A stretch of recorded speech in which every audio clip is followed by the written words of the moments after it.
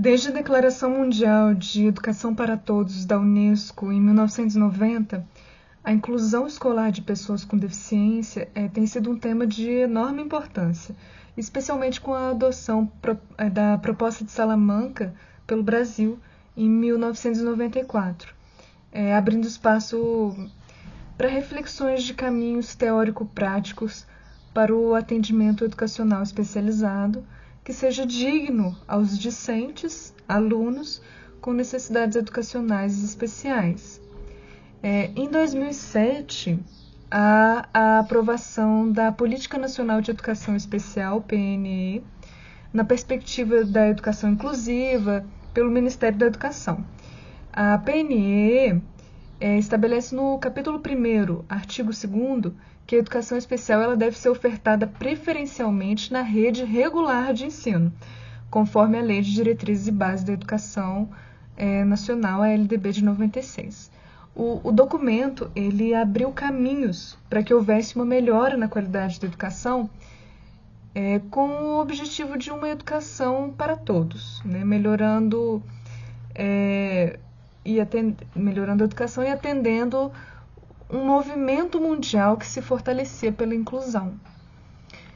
O corpo docente nas escolas, mesmo com formação acadêmica adequada, ainda pode se encontrar com concepções e práticas muito limitadas e restritas para socializar e democratizar o ensino para os discentes que necessitam de suporte, como no caso dos discentes que possuem transtorno do espectro autista.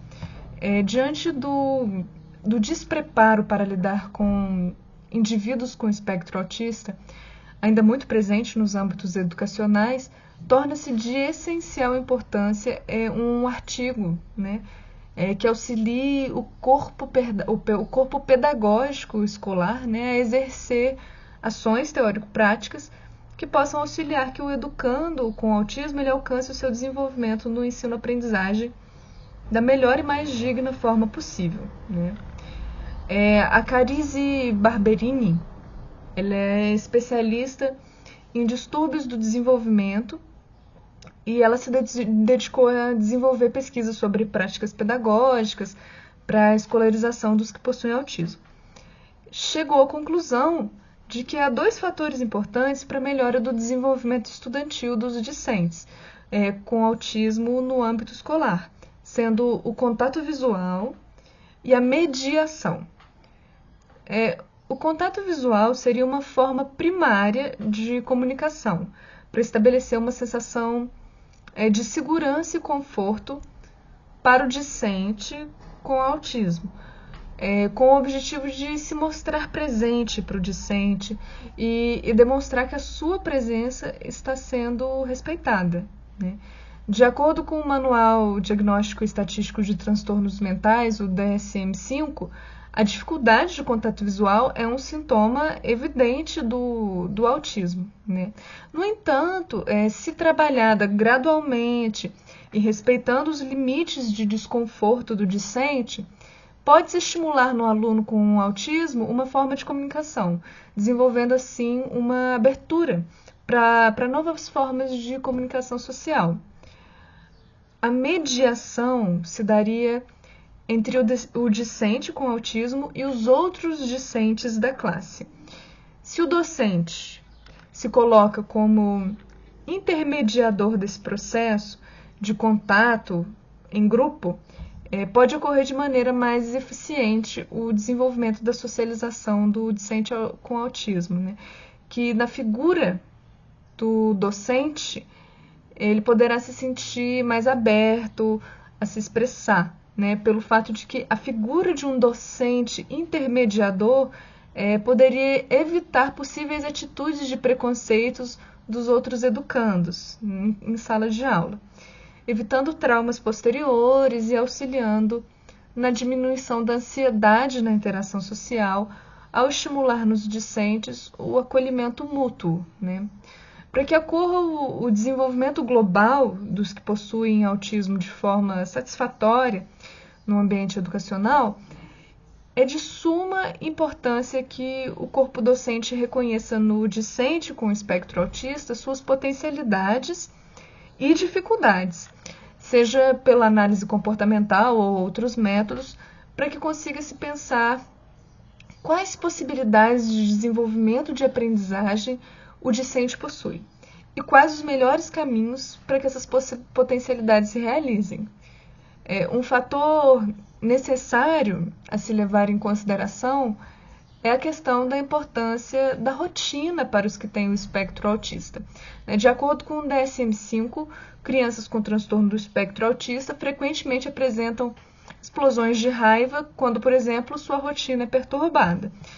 É por essa questão que o corpo docente ele deve estar atento a mudanças bruscas na rotina da classe que possui discentes com espectro autista, visto que a rotina ela traz segurança e auxilia na estabilidade mental e emocional dos educandos com autismo.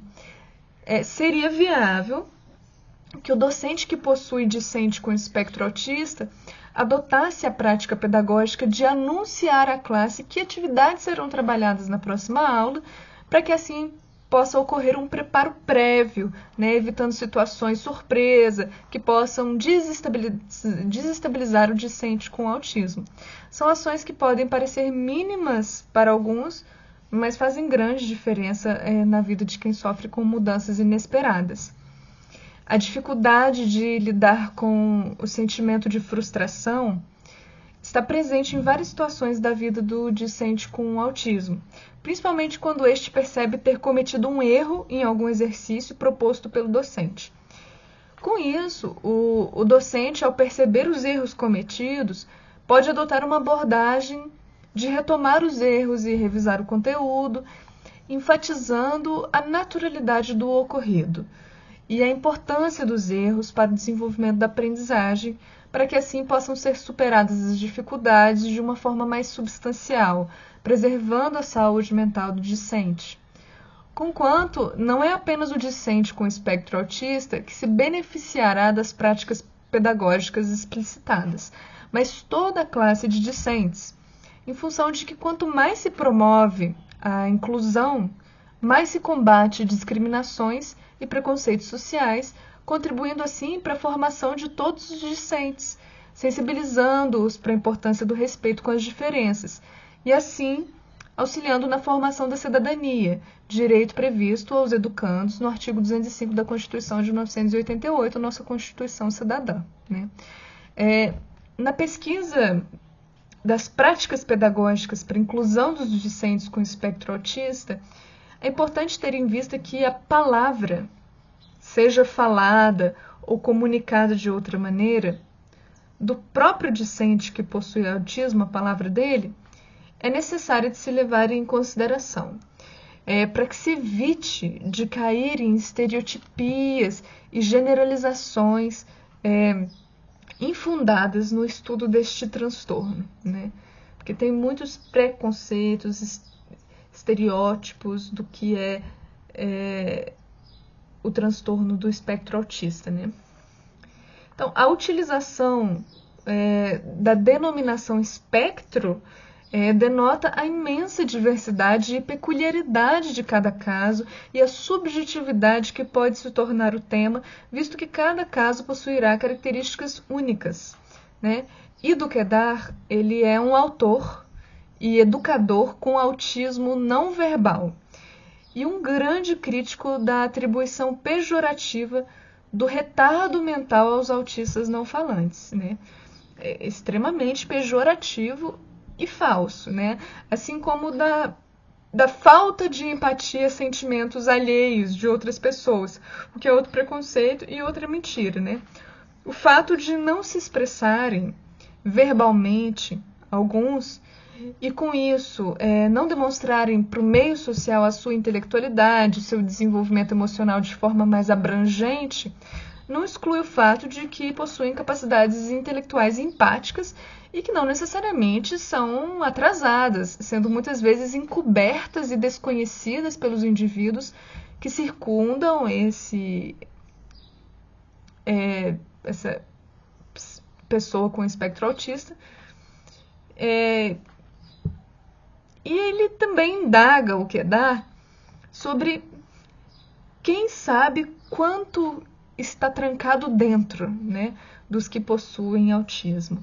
Essa questão precisa ser trazida e sensibilizada para o âmbito escolar em relação a todo o corpo pedagógico e de educandos, para que a qualidade da inclusão dos discentes, né, com espectro autista ela realmente se efetive.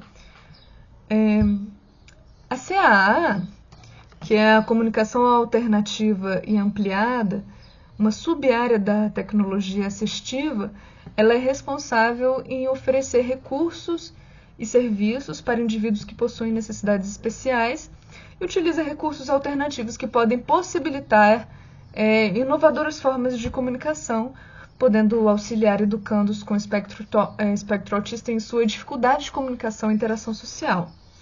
De acordo com Nunes e Glennon, tais mecanismos, essa nova forma de comunicação alternativa, são elaborados através de sinais ou símbolos pictográficos, ideográficos e arbitrários, né, a fim de substituir ou suplementar a fala humana, como outras formas de comunicação. Isso tem que ser levado em consideração na hora dessa troca, né? E na hora de educar e mediar e avaliar também. A estimulação imagética na comunicação, utilizada em níveis, né, e tornando-se mais complexa a cada etapa, com a utilização de expressão artística a título de exemplo, poderia contribuir para os discentes com autismo nas dificuldades em comunicação verbal, dando-lhes o direito de se expressarem de forma alternativa para que seu desenvolvimento no contexto escolar não seja prejudicado. O que não exclui a possibilidade paralela de utilizar outras ferramentas para que a comunicação verbal se desenvolva, né, em consonância com a comunicação alternativa e ampliada. O discente que possui o espectro autista, para que ele consiga ter um bom desenvolvimento como educando, não apenas na área comunicativa, mas no sentido amplo de aprendizado escolar, necessita que o corpo pedagógico escolar não exclua o contexto familiar do discente, visto que uma família desestabilizada pode interferir no desempenho escolar. É de extrema importância que a família seja ativa na educação dos filhos com necessidades de suporte, pelo fato de que o aprendizado não se resume apenas ao âmbito escolar. O acompanhamento com a família é essencial em vários aspectos, como a sensibilização para a importância do suporte emocional em casa e do equilíbrio entre o suporte nos exercícios escolares e o estímulo da autonomia do discente, a consciência de como se encontra o desenvolvimento no âmbito escolar do educando com o espectro autista, encontros entre corpo pedagógico e familiar. Também podem auxiliar a família do discente a tomar ações de forma mais satisfatória. A intervenção pedagógico-familiar não possui caráter apenas assistencialista, mas preventivo, né? Evitando que problemas familiares possam afetar o processo de ensino-aprendizado construído entre docente, educando e psicopedagogo, por exemplo, né? As palestras escolares envolvendo as famílias, tanto de discentes com autismo como os que não possuem o espectro, né, seriam ferramentas de transmissão de informações, favorecendo a construção de um conhecimento estruturado sobre o autismo, suas necessidades básicas e meios para o aprendizado e o desenvolvimento da interação social para que ocorram de maneira digna, né? A presença dos familiares não relacionados com o espectro autista torna-se importante para que ocorra uma sensibilização em casa a educandos que não têm o espectro, auxiliando no senso empático e evitando possíveis preconceitos que prejudicariam a inclusão do discente com autismo no ambiente escolar. O debate, roda de conversa entre familiares e discentes e corpo pedagógico seria outro tipo de ferramenta para a inclusão do educando com espectro autista, visto que promove a participação, seja em processos de indagação ou relato de experiências, formando um ambiente de coletividade no campo educativo. Mas a gente sabe que na realidade, na prática, é muito difícil o corpo pedagógico e os familiares eles teriam um tempo para isso, porque assim, já é difícil na escola você tirar um tempo, você tem que tirar um tempo para falar só sobre isso, quando você tem que falar de muitas coisas em uma reunião, né?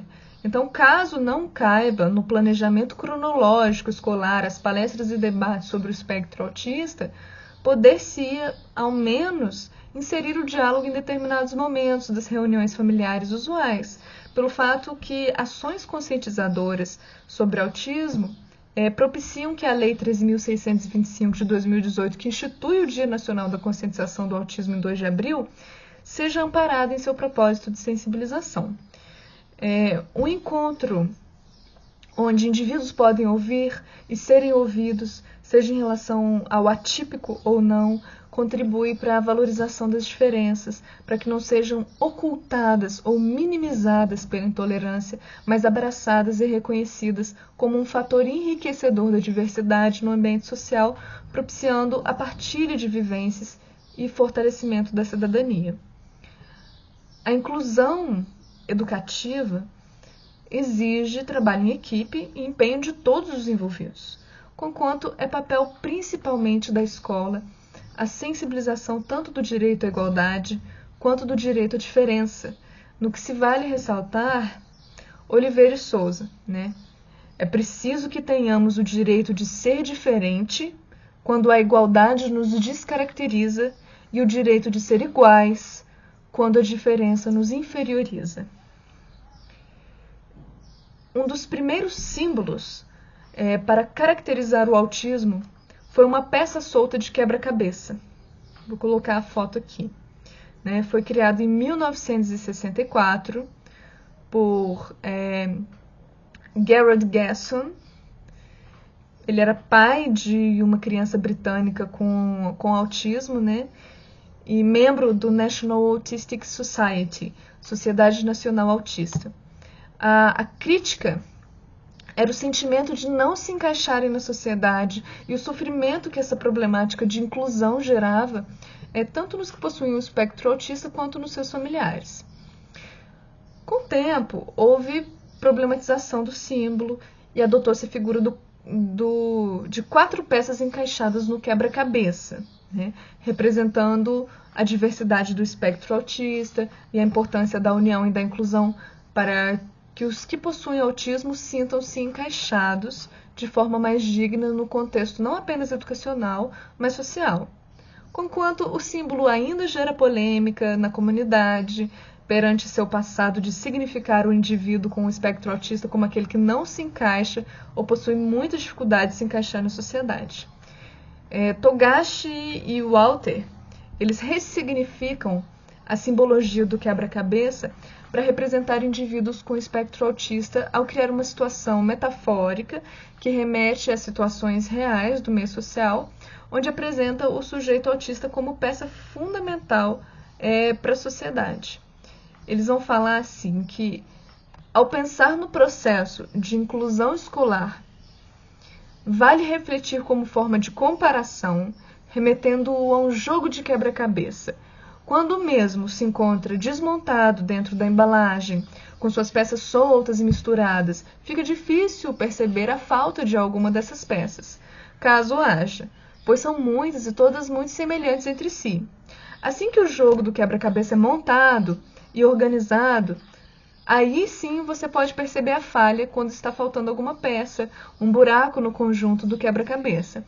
Assim que deve ocorrer a inclusão escolar para eles, onde cada peça é fundamental para o conjunto da obra e todas juntas se encaixam no final, né? Para que o educando com espectro autista ele sinta-se confortável em sala de aula, é necessário atender à sensibilidade do aluno a estímulos sensoriais, por exemplo, né? Barulhos principalmente. É importante que o docente ele esteja atento a estas questões no planejamento dos instrumentos pedagógicos para quando ele for lecionar suas aulas. Conquanto esses estímulos sonoros podem estar presentes de outra forma, né, como nos próprios alunos da classe. Compreende-se que o corpo docente e psicopedagógico são essenciais para o desenvolvimento do discente com espectro autista, né? No entanto, outros educandos presentes na classe desse educando com autismo, esses outros educandos eles podem muitas vezes atrapalhar o processo de desenvolvimento-aprendizagem desse discente com autismo. Visto que nacionalmente a educação brasileira ela sofre muito com o mau comportamento de alunos em salas de aula. É quase uma questão de consenso, é praticamente uma questão de consenso geral, né? Gerando fortes estímulos sonoros que podem desestabilizar o discente com o espectro autista, né? Muitas vezes o docente não consegue harmonizar totalmente a situação dessa bagunça em sala de aula, pelo fato de que ele não possui autoridade com os alunos, né? Então, para resolver o problema da indisciplina da classe, que sensibiliza negativamente o discente com autismo, é de suma importância que o corpo pedagógico ele tenha um contato com as famílias dos alunos problema, né, reforçando a necessidade de um auxílio familiar para que essa indisciplina seja contida, o que pode auxiliar não apenas na aprendizagem dos educandos com espectro autista, mas todos os educandos que desejam realmente o conhecimento que o docente tem a passar seriam beneficiados, né? Há um alto índice de indivíduos com espectro autista não diagnosticados no Brasil por diversos fatores. A família pode não conhecer o transtorno do espectro autista e seus sinais, né? E pode não ter condições econômicas e acesso para um diagnóstico que tem necessidade de uma equipe multidisciplinar, onde mesmo havendo caminhos gratuitos pela saúde pública, é um processo que muitos desconhecem a possibilidade e de como fazê-lo, né? Há também a possibilidade de famílias disfuncionais que não têm interesse em auxiliar o educando com espectro autista a buscar caminhos para que sejam atendidos suas necessidades de suporte. De sorte, no âmbito escolar, é imprescindível reconhecer as principais deficiências acometidas pelo espectro autista. O docente, muitas vezes, não terá consciência que existem educandos com autismo em sua classe pelas problemáticas do não diagnóstico. Então, é essencial que haja uma compreensão dos sinais que o discente com autismo apresenta para poder encaminhá-los para a psicopedagoga da escola, que auxiliará no processo de diagnóstico, facilitando assim a tomada de decisões em relação a ações a tomar pela equipe escolar para que o melhor caminho de práticas pedagógicas seja inserido no ensino do discente com espectro autista. Em 2012, houve a assinatura da Lei 12.794, que institui a Política Nacional de Proteção dos Direitos de Pessoa com Espectro Autista. Foi um marco na luta desses indivíduos, né, auxiliando a proporcionar a eles os seus direitos. Não obstante, mesmo com seus direitos reconhecidos, ainda há um forte preconceito social que necessita ser desestigmatizado. Lastimavelmente, até o meio acadêmico ele contribui para que preconceitos com indivíduos com espectro autista seja propagado, havendo uma vasta gama de artigos científicos que ainda propagam estereótipos negativos de que autistas não têm empatia, sentimentos alheios ou possuem um certo retardo mental, o que é errôneo, né? Esta estigmatização ela contribui para que preconceitos no âmbito escolar ocorram, aumentando a exclusão do discente e dificultando em sua inclusão. Nessa questão, vale ressaltar uma asserção crítica de Júnior, Silva, Werner e Camargo, que fizeram um estudo juntos em 2022. Eles vão falar que o preconceito ele é resultado da ausência de conhecimento. Ele faz com que crianças e adolescentes que não se encaixam no perfil pré-concebido do que o senso comum acredita ser o autismo, eles vivam sem um diagnóstico, né? Prejudicados e afastados de um tratamento adequado, isolados pelos colegas de sala e sem as ferramentas necessárias para desenvolver suas habilidades e se inserir nas relações sociais com inclusão, com acolhimento, né? Então, para concluir, faz-se necessário que as práticas pedagógicas apresentadas elas sejam levadas em consideração por todo o corpo pedagógico, né, de educandos e de familiares no âmbito escolar, né, para que o discente com espectro autista, ele de fato seja incluído na escola com todos os seus direitos respeitados, para que o ensino-aprendizagem ocorra de forma a atingir todo o potencial que o educando com autismo ele pode desenvolver.